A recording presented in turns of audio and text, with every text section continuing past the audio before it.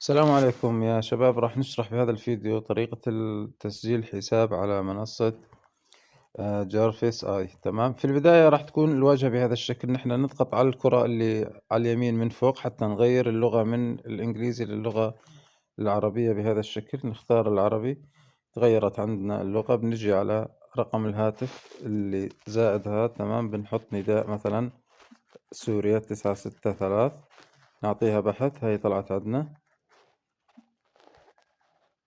هاي سورة. بنكبس مثلا بنكتب رقم الهاتف. طبعا راح أسوي لكم حساب بشكل نظامي. رمز الدعوة طبعا بتكون أنت حاصل عليه عن طريق الشخص اللي دعاك. كلمة مرور، راح نوقف الفيديو نكتب كلمة مرور.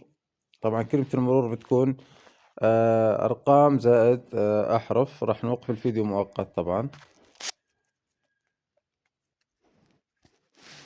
طبعا تابع معكم. هنا حطينا رقم هاتف، حطينا كلمة مرور، أرقام زائد حرف أو أحرف زائد رقم.